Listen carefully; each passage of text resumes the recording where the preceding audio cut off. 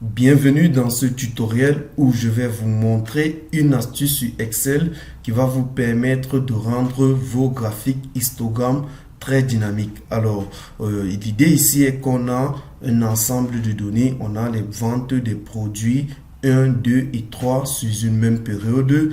Et on aimerait pouvoir faire soit une analyse groupée des ventes des trois produits, soit une analyse par produit.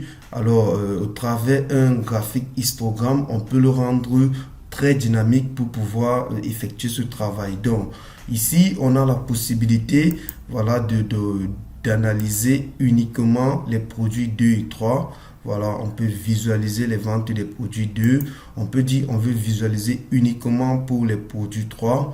Voilà, on peut dire uniquement pour les produits 2. Voilà, uniquement pour les produits 1. Produit 1 et produit 2 à la fois et produit 3 à la fois. Donc, avec ce graphique, voilà, il est très dynamique. Donc, on va voir comment le faire. C'est plus ou moins simple lorsqu'on comprend l'approche. Donc, là, je vais créer une nouvelle feuille. Ici, je vais simplement recopier mon tableau, CTRL-C. Je vais dans la seconde feuille. Là, CTRL-V. OK, ici, je vais faire pareil, affichage. Je vais enlever le quadrillage. Donc, première chose, c'est d'activer l'option développeur parce qu'on va utiliser là les boutons de case de contrôle qui sont des éléments de l'onglet développeur. Donc, vous devez activer les développeurs sur votre tableur si ce n'est pas encore fait. Nous l'avons vu à la semaine 2. Vous venez à Fichier, voilà, Options, là, personnaliser le ruban. Et vous allez voir quelque part là, développeur, voilà, développeur c'est activé, c'est coché. Voilà, si ce n'était pas encore le cas, ça devrait être comme ceci. Là, je coche simplement dessus et voilà, je valide OK. Donc, c'est simple. On active l'onglet développeur et on va se rendre sur le développeur. On va insérer, voilà, une case à cocher. Vous voyez la case à cocher. Je clique dessus et ici, je vais dessiner ma case comme ceci. Voilà, je vais entrer à l'intérieur. Là, je me balade avec la touche de direction. Voilà, dès que je suis au bout, je supprime tout et je vais dire produit. Là, produit 1. Je valide. Je clique simplement à l'extérieur pour valider. Là, pour sélectionner la case, lorsque je viens de créer une case à cocher, avec la touche CTRL, je clique dessus, j'ai sélectionné. Voilà, je fais CTRL-C, je me positionne à côté, je fais CTRL-V. Voilà, j'essaye de positionner là et je double-clique à l'intérieur. Là, je dis produit 2. Voilà, je clique dans le vide. Ici, CTRL-V. Voilà, je vais ajuster le positionnement. OK, je double-clique à l'intérieur. Produit 3. Voilà, maintenant, lorsque je crée ma case à cocher, je dois affecter une cellule de contrôle. Donc, je vais affecter une cellule de contrôle pour chaque case. Donc, qu'est-ce que je vais faire? Je viens sélectionner le produit 1 avec la touche CTRL. Je clique dessus et je fais un clic droit. Voilà, format de contrôle là. Et je vais dire cellule liée ici. Je clique là. Je viens dire A1. OK. Et je reviens là. Je dis OK. Donc, lorsque je vais cliquer dessus, je clique dans le vide. Lorsque je vais cocher produit 1, A1 va passer à vrai. Donc, voilà la cellule de contrôle pour le produit 1. On va faire une autre façon de le faire. Là, touche CTRL, je prends produit 2. Je viens simplement dans la zone de formule. Je dis égal B1. Je valide, entrée. Et maintenant, si je clique là, voilà, B1, c'est la cellule de contrôle pour le produit 2. Donc, je vais faire pareil pour produit 3. La touche CTRL, je clique dessus. Je viens là, égal C1. Et j'appuie sur entrée.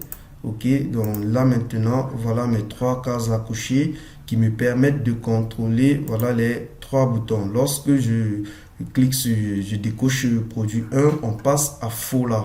Donc, on va simplement donc retraiter les données ici. Là, je prends là, CTRL-C.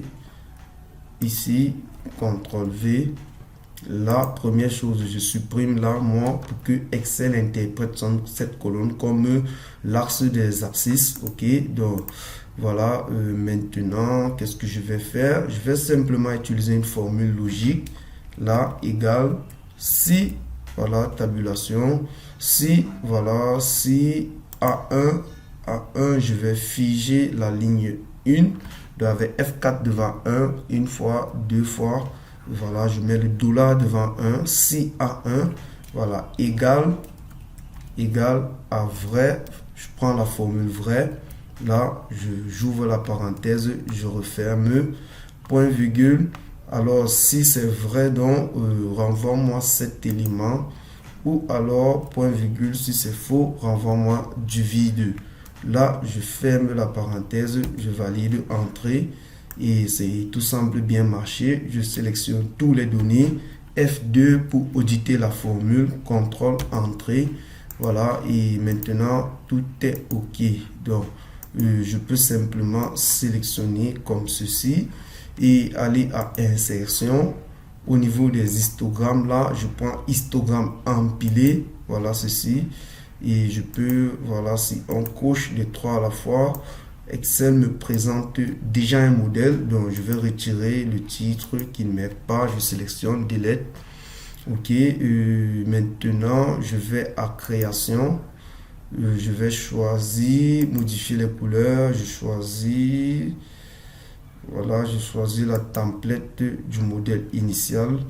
Voilà. OK. Donc, ici, je vais mettre en abrégé pour avoir de l'espace. J'entre, entrée, et là, je double-clique comme ceci. OK. Bon. Voilà. Là, c'est nettement mieux. OK. Donc, on a la possibilité de faire l'analyse pour chaque produit sélectionné. Il suffit de cocher la case du produit. Donc, là, je vais augmenter l'épaisseur des colonnes, des barres. CTRL-SHIFT-1 ou CTRL-1 pour certains claviers. On va aller à largeur de l'intervalle. On va baisser. Là, je baisse. Je vais baisser jusqu'à 90. Voilà, c'est bon, 80. OK. Donc, maintenant, c'est nettement mieux d'observer les trois éléments à la fois. Donc, le graphique, il est plus ou moins simple. Le but ici est de relier, de créer des cases à cocher et de les relier aux données. Donc, pour les relier, on va utiliser une cellule liée. La cellule liée, c'est la cellule qui est liée au bouton d'action. Donc là, je peux faire clic droit là et masquer. Voilà, ici, je vais aller à mise à forme et contour. Je vais dire sans contour. Voilà. OK, donc voici le rendu. On va baisser là de notre cas. Donc, c'est plutôt simple. Je vous laisse le fichier à télécharger juste en dessous de la vidéo pour que vous puissiez passer à l'action.